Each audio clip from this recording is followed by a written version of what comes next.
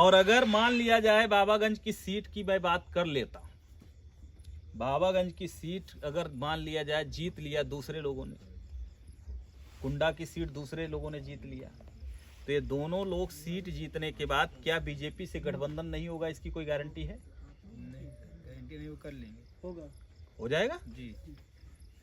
तो जब बीजेपी का गठबंधन हो जाएगा, बीजेपी मंत्रिमंडल दे देगी, तो मंत्री उन्हें बना देंगे और कानून हमारे विरोध में बनेगा, तो हमारे हाथ में क्या आएगा?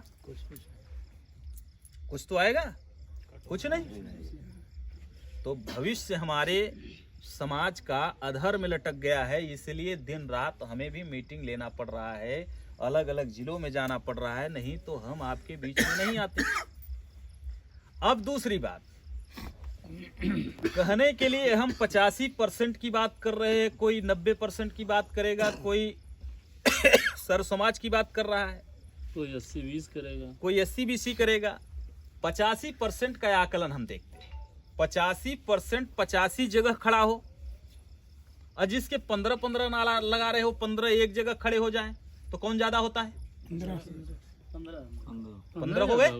अलग अलग, तो ये लोकतांत्रिक सिस्टम में वो 85 जगह खड़े हैं, इसलिए उनकी ताकत एक है, और इनकी 15 लोगों की ताकत एक है, इसलिए हम हार जाते हैं और जीत जाते हैं। तो इसके लिए क्या करना होगा? बीजेपी को रोकने के लिए पूरे उत्तर प्रदेश में हम लोगों ने ये निर्णय लिया कि बीजेपी को रोकने के लिए जहां भी हमारे समाज के लोग, एससी बीसी माइनॉरिटी के लोग लड़ रहे हैं दबंगई से, वहां बहुजन मुक्ति पार्टी अगर 1000, 2000, 5000, 10,000 वोट अगर ले भी ले तो माइनस करेगी, तो हमें सरकार बनाने में असुविधा प्रदान होगी और भारतीय जनता पार्टी को इनडायरेक्ट फायदा हो जाएगा। ऐसी परिस्थिति में हम लोगों ने निर्णय लिया कि जहां हमारे लोग जीतने के कंडीशन में होंगे वहां हम समर्थन करेंगे। आज बाबागंज में ऐसी स्थिति नहीं है कि बहुजन मुक्ति पार्टी जीतने के कगार पे हो। मान लिया जाए 10-5 हजार वोट ले भी ले, तो जिसे हम रोकना चाहते हैं वो जीत जाएगा। तो साथियों, ऐसा करके हम दुश्मनों को मजबूत करने नहीं देना चाहते हैं। अभी तो भारतीय तो बहुत सारे लोग ऐसा सोचते होंगे, मान लिया जाए ये सुरक्षित सीट है, तो यहां तो एससी ही लड़ेगा, तो एससी लड़ेगा तो निश्चित तौर पे शेड्यूल कास्ट के अंदर ही लोग रहेंगे, तो शेड्यूल कास्ट का ही जीत के जाएगा। लेकिन जीतने की कंडीशन में ऐसा ना हो कि बीजेपी समर्थित लोग चले जाएं और हमारे विरोध में कोई कानून बनाएं। इसलिए हमें बीजेपी को रोकने के लिए समाजवादी पार्टी को समर्थन करना पड़ रहा है, और हम लोग पूरे शक्ति के साथ प्रेस कॉन्फ्रेंस करके 80% हम लोगों के जो संगठन के कार्यकर्ता थे आज समाजवादी पार्टी को मदद कर रहे हैं और उन्हें चुनाव में जिताने के लिए निर्णय लिया हुआ है। इसलिए हम आपके बीच में अपील करना चाहते हैं, अपने एक एक मत का प्रयोग समाजवादी पार्टी के समर्थन में करिए। माननीय गिरीश पासी जी किसी मोहताज नहीं है किसी जान पहचान की, और आप एक कमिश्नरी नहीं, आप 2, 4, 10, 20 जिलों में खुद ही नामचीन हस्ती हैं कि बड़े बड़े मठाधीश लोग भी जाते हैं तो सरेंडर करके जाना पड़ता है कि भाई देख लीजिए कहीं गिरीश जी हैं तो नहीं। तो ऐसे लोगों को भी हमें ध्यान देना पड़ेगा। अगर ऐसे लोग समाज में जाते हैं तो काम करेंगे, नहीं तो क्या होता है, मोबाइल हमारी है, चलाने का अधिकार दूसरे के पास है। ऐसे लोगों को अगर जिता के भेजते हैं तो क्या होगा? एक आदमी को प्रधान बनाया गांव के लोगों ने, कहा कि अरे ये तो इतना सीधा है कि बोलता नहीं कुछ, इसलिए इसी को बनाना चाहिए। तो बनाते समय उसको नहीं बना पाते, लेकिन दिमाग दूसरे का था, तो ऐसा र्यूमर उड़ाए कि ये हमारे विरोध में है, और वो आदमी विरोध करने की वजह से समाज ने उसको समर्थन किया, जीत लिया। जीतने के बाद न कभी सिग्नेचर करने का 5 साल अवसर मिला और ना ही मोहर मारने का अवसर मिला।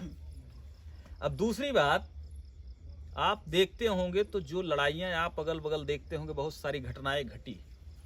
ये मैं इकलौता ऐसा व्यक्ति हूं कि पूरे उत्तर प्रदेश में एक पहल पैदा किया कि अगर शेड्यूल कास्ट बैकवर्ड क्लास के लोगों के का अगर हत्या हो जाती है, धरना प्रदर्शन करने की जिम्मेदारी हमने लगाई लोगों की।